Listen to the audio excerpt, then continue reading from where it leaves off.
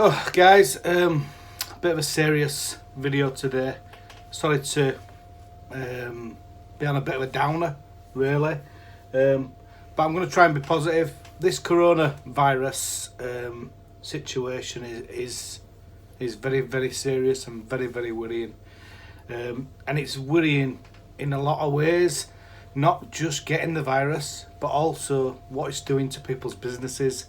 So I've had 3 jobs, 3 boiler installations cancelled already, which, to be honest, that's the least of the problems, you know. What I want to talk about today is back in 2007, 2008 time, I suffered major losses. So I lost almost everything. So much so that I ended up sleeping on my garage floor on an airbed for a while, and then we had a mattress, and then eventually we had a bed. And 10 years on from that, we slept in the garage, but over that time we converted front door and stuff like this, and we managed financially to get back on his feet. And I'm going to talk to you a little bit about that as well.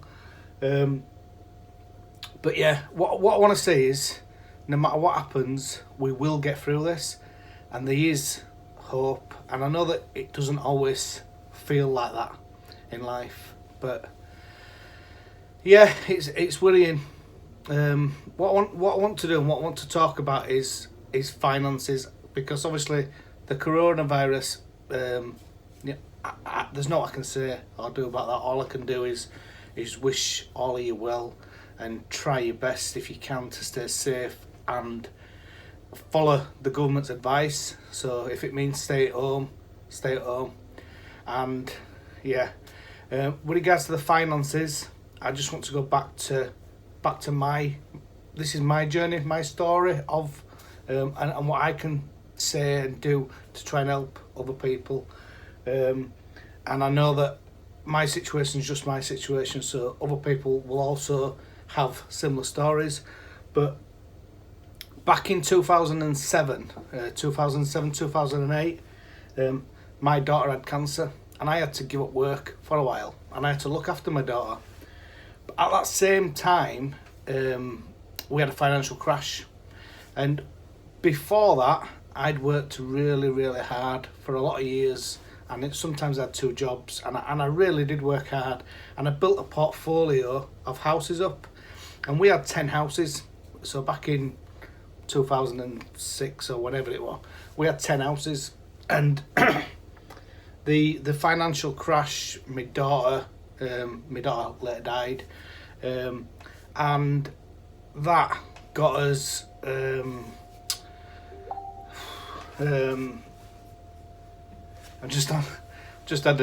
I did a job with John yesterday, and he's just done a donation to charity. But yeah, I'm babbling on a bit really. I don't really know what to say, but as I say, it's a worrying time. With regards to finances, what I wanted to say with regards to finances is there's always help, and there's always a way through, and no matter how hard it seems at the time, there is a way through. And we struggled on. So as I say, we had his house, and we had all his other houses, and it got to a point where we could no longer. I went from having a brand new Range Rover, and I had didn't owe no money on it, and I went from that to having a £100 Corsa, and only just having food in cupboards. You know, really struggled. But what we did to overcome that situation back then, and it's different for everybody, because you know. But what we tried to do, we tried to find a solution, and the first thing we did was we contacted PayPlan, and PayPlan is a charity, and PayPlan is run by the banks. And what that does is it really helps you, and it gives you a little bit of a break. So I'm just going to put somewhere up here, I'll put like a link to PayPlan. Also, there's other places, Citizens Advice, and I would imagine at the moment they're going to be snowed under. The good thing at the moment is that the government are trying to help a lot of people. Now, I know some people will not benefit from that help. When my daughter was poorly, we seemed to hit a lot of closed doors. So because we had property, it was seen as we had loads of money, and we couldn't claim this, we couldn't claim that, and we couldn't get much help. But you can go to Pay Plan. Pay Plan, what happens is they'll sort of freeze the interest on your debt, and you can pay very small payments. So for quite a while we paid £1 per month to each of our creditors, and then over time we managed to pay back our debt. And what we did, so our personal situation, we, as I said, we slept in the garage and we rented the rooms out upstairs in the house. So, you know, we went from, we were almost going to retire, we were going to go live in Cyprus, you know. We went from having a lot of money to, as I say, almost losing everything. Now, at the same time, as I say, my daughter died. My daughter died of cancer. We had 2 years of my daughter. My daughter, she had a Wilms tumour. She was stage 4. She had a kidney removed. She had a spleen removed. She had a pancreas removed. She had lots of stuff. I think she had 17 lots of chemotherapy or radiotherapy. She had 17. I think it was radiotherapy. She had 17 lots of radiotherapy. She then had chemotherapy, lots and lots of that. So what I'd say is I have been through some tough times, and the reason for this video is if you're going through a tough time right now, hopefully there's a way forward for you. And I know at the time it's very, very difficult to find a way forward. Once my daughter died, I spent a bit of time I more or less stayed in bed, to be honest. I felt like a total failure. I felt like I'd failed my wife, I'd failed my family, and I'd failed myself. You know, it were tough. And what I did was I were on medication, and I'm really in a bad place. And what I did was one day I just wanted to stay in bed. That's all I wanted to do. I just wanted to stay in bed. But one day what I decided to do was I decided to stop the medication, which I'll never ever advise anybody to do that. But I decided to stop the medication, and I decided I needed a focus. And my focus, what I did was I started raising money for charity. That's what I did. And when I was raising the money for charity, I was doing it for my daughter. And for me, to be honest, it was a selfish thing what I was doing in one way, because I was fighting to, and this will sound a bit bad, but I was fighting to stay alive. That's what I was actually doing.